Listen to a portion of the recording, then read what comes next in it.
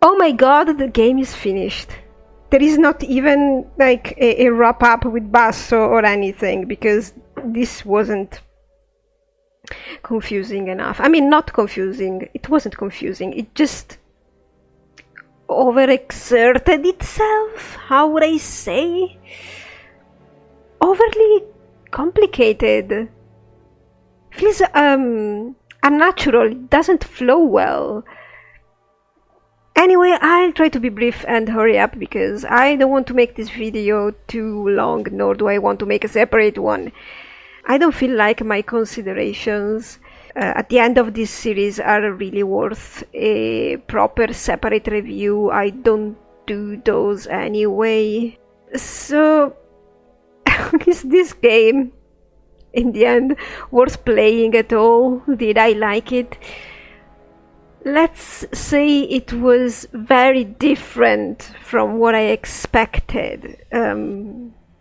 I could say I didn't like it, but that wouldn't be it. Is it a bad game? No, it's not a bad game. Is it a good game? No, it isn't a good game either. That is the point. This game just is. It exists, and that's it. I don't think I liked it very much or disliked it very much. It just, I've played it. I suppose the main issue here, the most important one, is the sound mixing and the sound design. The broken dialogue, muted dialogue, off-sounding dialogue is insulting enough. If it wasn't for the fact that your enemies, guards, whatever, don't even make sounds, so you can't rely on your senses to tell where they are and what they're doing. Also, when they talk and the dialogue is off, you are unable to locate where they are, because sometimes you can hear a guard talking and you think he's very close to you, but then it's 2 floors over your head. It's ridiculous. A game about thieving shouldn't be like this. Or at least I wouldn't expect it to be like this. Now, I suppose they wanted you to use focus, because focus actually helps you with these issues sometimes, especially locating your enemies when you cannot hear them or see them. If you upgrade the specific slots, you can get some help. But why? I'd like to rely on myself and my senses and be a normal thief. I wouldn't want to have to use focus. It's more challenging and rewarding to be a thief and outwit your enemies and be clever than relying on focus magic. Indeed, you can avoid using focus. Of course, I would totally go for that. I had a personal issue with the darkness of my screen that I cannot change for personal reasons, and I couldn't change the brightness in game, otherwise the recording would have been very ugly and too bright. Anyway, I suppose, yes, you can do without focus. I ended up using it for everything because I needed to see. My eyes were hurting sometimes from even a brief session of playing these games. I have to say, I forgot at some point to buy new focus points from Granny, as I set myself out to do, and I even forgot about upgrading the random focus points I was getting, because there was nothing I really wanted in the upgrades, and some of them really are shite. I mean, I had this option to be more effective at pickpocketing, I think. But when I tried, with the whole ability upgraded, when I tried, it didn't work like I thought it would. I thought I was going to sweep away pouches. But no, I just kept picking one and one and one. I don't know, maybe I didn't understand what the upgrade was going to do. Anyway, honestly don't like the focus thing. The game is intensely linear, railroaded, where I thought I would have had more agency. For example, I thought I would have had to figure out how to enter a place or whatever and rob it, but your path is pretty set. It's always a straight line. There are some bends and variations, but ultimately you don't need to think about anything, really. In some parts there are these bothersome sort of quick time events, sequences, I don't know how to call them, where you just push buttons and get forward in the chapter or the plot, and I hated those as much probably as the fact that you couldn't backtrack in most occasions, even where it was clearly possible that you could backtrack, right? Talking about being railroaded and such, you are also tied up to specific actions that you can only perform where the game wants you to perform them. Because of this, you are constantly distracted from the game. I was always thinking, would the game let me climb that? Can I get over there? Can I jump that kind of jump? Is it too wide? Is it okay? How is it not possible? Because I've jumped worse. I mean, I've jumped longer distances and such. But, you know, in the game there are places where you clearly can jump because the game allows you to jump or do or climb whatever action. And all the rest of the space you can't, because there is no trigger for the action. No matter if you could climb somewhere else on the other side or whatever. This game is obsessed with getting you from point A to point B like it wants you to. Not like you want to, like the game wants you to get there.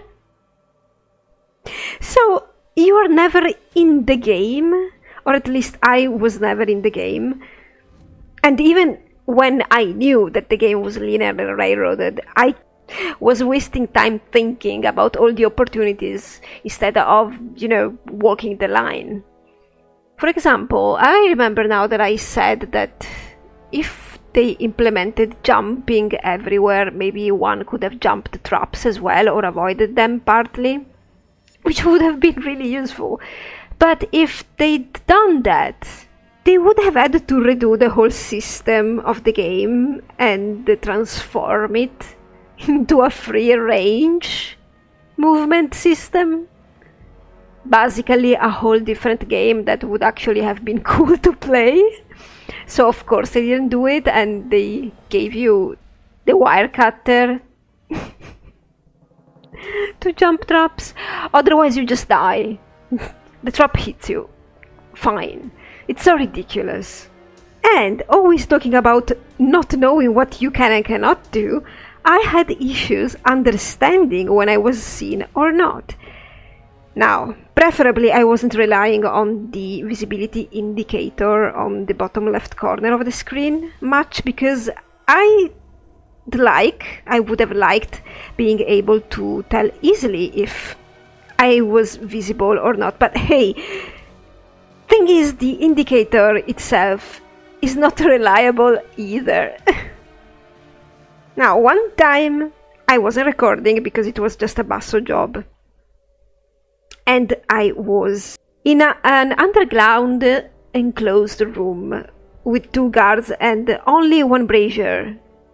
All the light depended on this one brazier, and I needed to get to the opposite side of the room, so I just snuffed the brazier with a water arrow and proceeded moving slowly towards my object, away from the 2 guards in the room.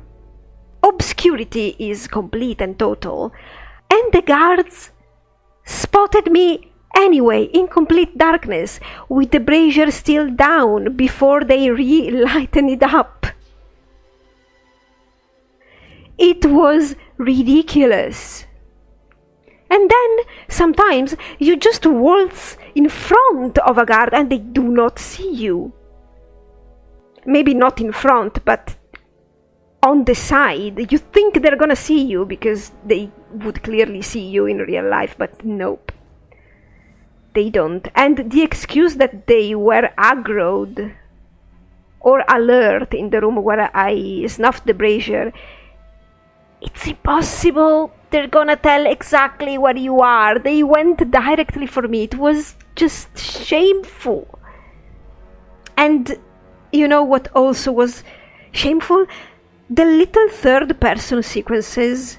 They were so random and uncomfortable, but not uncomfortable for me. But it felt like they didn't fit in the game. Uncomfortable is not the right word, definitely. In these sequences, Garrett has a retractable grapple that could almost work like a rope arrow and the claw combined. Could almost. It is basically the claw and a rope combined. And he never uses it ever. Only in these stupid sequences. I mean, at this point, remove the rope arrows and make the grapple a usable object, maybe combined with the claw. Why buying rope arrows?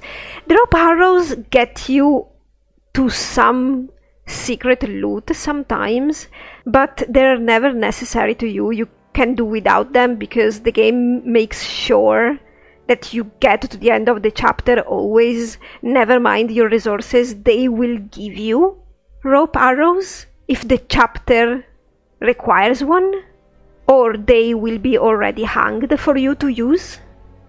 I thought that specific resources would get me thieving advantage. Not just some loot, but, entering from a different way, getting the higher ground. In this game, it doesn't matter because this game is not structured like that. It's not structured for you to do whatever you want. About the loot, I was severely disappointed, not by the little loot and syringes and stuff, ridiculous stuff that only serves to accumulate money. I mean, that's okay. I was disappointed because I expected more unique loot tied to quests and unique characters or unique clients or unique events. I wasn't really interested in buying most of the stuff the merchants were selling, the upgradable stuff, I'd say. The only things that were useful were the tools at some point, and you can do without them, by the way.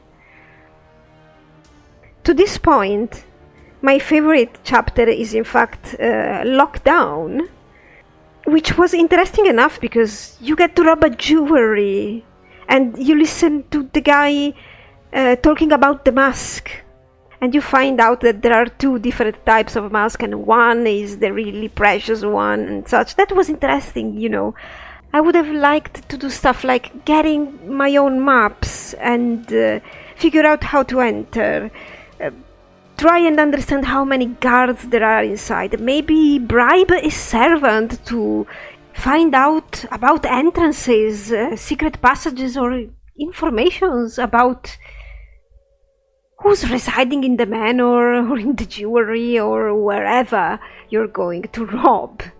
You never do this in the game. And after the first chapters where you actually go after an object to steal, you're basically going after people or after your visions or Aron or... I'm not saying it's not a worthy story, it's just not what I wanted from a thieving game. Before talking about people, like the characters, let's talk about probably the most positive thing I can think of. So the world, the environment, and the lore was looking and feeling pretty interesting. Let's get out of the way the lore first, because while I did not care about the main story at all, I liked at the beginning because I found it interesting and mysterious, but then after the concept of the primal, supernatural primal was introduced, I lost interest and preferred to figure out who Orion was, because that was more interesting to me.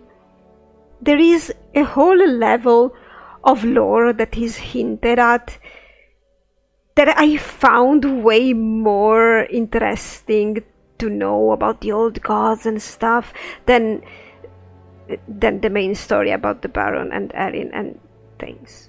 I'm sorry. I guess one issue I really have with this game is the wasted potential. This game had potential, and I don't know what went wrong.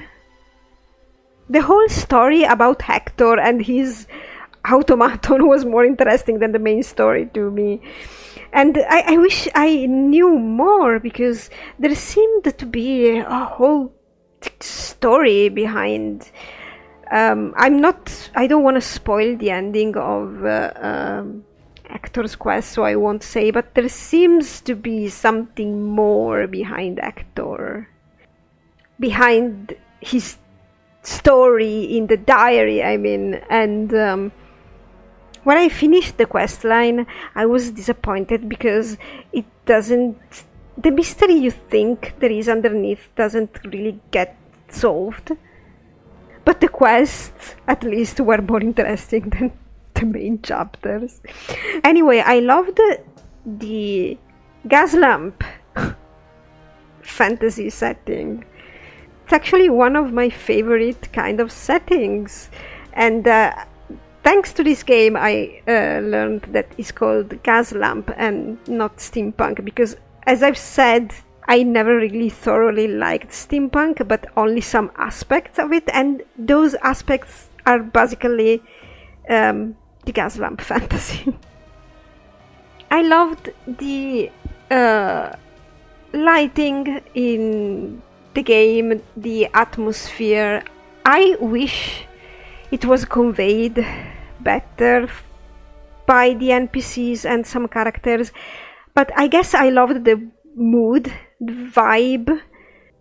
The atmosphere in general was good, the color palette was good, the object design was good, the textures, the design in general. Sometimes the lighting was very picturesque, and there were some corners of the city that were really remarkable. Talking about the corners of the city, let's now make a distinction between the world and the environment. So, the whole environment is, sadly, thief-friendly and not people-friendly, meaning that it never feels like a real city, but more like a playground for you. A playground that is designed purposely around you. This thing I have not liked, because I would just have liked a normal city where I have to figure out how to hide and where to go and how to do things. If I enter in a house, I want the house to look normal, like a real house, and then I have to do my job. I really didn't like those conveniently placed nook and crannies and conveniently placed ropes and stuff, but I guess that goes with the linearity of the game. So there, the whole areas are modeled around the stealthy player, around the thief, around Garrett, and I'm not saying the game should be realistic, but it would be more fun if it was. so you'd feel like a better thief. You'd feel like you're accomplishing something and you have to think your way into places and around things. And this, what I'm saying right now, also brings me to the issue that you are never a citizen in this city. Unfortunately, you never get to mix up with the people or amongst them. You always have to hide constantly. There is no way you can just walk around the streets and do your thing, even nothing. I would have really preferred a mechanism in which, similar to Bethesda games, where Skyrim, Oblivion, kinda, where if you steal something, pickpocket something, and you get noticed, then the guards come at you. That would have felt natural and organic and just better. Last thing before talking about a couple of characters, the bugs and the collision woes that I've encountered. So bugs and collision errors are not a real problem when they get fixed. The point is that this game is years old and nobody has bothered fixing the various things that do not work. Now, I've bought this on sale, and years afterwards, I don't really care about this issue, but I bet there has been somebody out there that has bought this game for, I don't know, some kind of money when it came out, and was probably disappointed by the bugs and the sound. I guess these two are the major issues in here. The bugs are relevant because they affect mostly the guards and the patrols, so after all these years they should have been fixed, and the fact that they have not been fixed tells you everything about this game and how little, I guess, at this point they cared about it. And I'm not saying the people who work day after day after day at a game, because we know what their history is. I'm talking about the executives and the producers or whatever. I don't know where they were getting at with this game. I don't know what this game is. I don't know what it wants to do and what it wants to be. This is the problem I have with this game, and as I've said before, wasted potential. Apart from the story that it just drags forever, especially after the primal is introduced. Let's say a couple of words about the people. So there is not one character that's actually well sketched out. We could say Garrett is to a point. He seems sometimes way out of character for himself. I mean, yes, characters change, yes, priorities change, but in the case of Garrett, we went from the beginning where he absolutely didn't want to steal the stone when he was with Aron, probably because he was with Aron, but I don't know. He didn't want to get into the room because it was dangerous. It gave you the impression that he was a very professional thief that would not risk getting into trouble, to, after rescuing Basso, wanting to get into the keep's vault without knowing what there was in it, in a collapsing building, because that is who he is. A kleptomaniac, basically. A pragmatic, effective, no-risk taker, organized person doesn't become an impulsive klepto in a couple of chapters, because remember, he didn't know there was a piece of the stone in that vault. also not in line with him. The bit of dialogue he had with Granny, where Granny was trying to convince him to be the hero. I have said this before. If Garrett is going to be a hero ever, for the kind of character he is, he's going to be an accidental hero, because he's going after something for himself. He also accidentally saves the city. That's it. That's the only way it's gonna happen. Trying to transform him into a hero with a higher goal than steal and care about the people who are immediately close to him, or whether or not he's eating or buying stuff for the next heist is a no. It's just a no.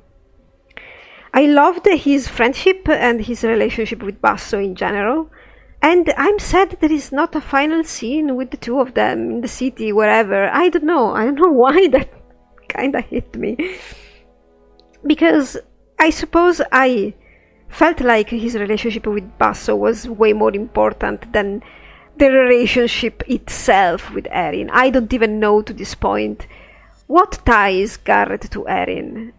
What kind of relationship? I mean, it's nice to have a mystery, but it would be nice if Aron was actually a character you cared about. You can keep that mystery, but Aron, I don't know if this was made on purpose, is a highly unlikable character, and because we don't know what ties her to our protagonist, to Garrett, we are not genuinely inclined to care for her, except as a plot point. So you either make a likable character that you don't really know the past of, but you care about her, or you explain what their relationship is with the main character, and you make the player care because of the relationship with the main character. Aron is Garrett's sister. Aron was Garrett's first love. Aron, whatever. You have to create an anchor. Either one. The Baron was decent as a character, probably the one whose motivations I understood the most and made more sense in general, not only because he's a rational being, probably the most rational we have encountered, even more than Garrett. He made sense in the story and his role made sense. Orion, on the other hand, yes, he did make sense. I liked his role in the story as well. You can figure out his mystery if you read the notes scattered around pretty easily. Orion gets ruined towards the end, where his motivations are heavily muddled. He basically is taking revenge because the Baron wanted to use the primal for something he didn't think was right. Because he represents belief and faith against the rationality and the progress of the Baron, right?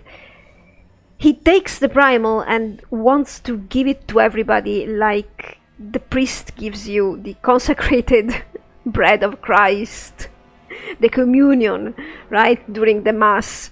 He wants to give it to the whole world, even though it transforms you into a monster eventually.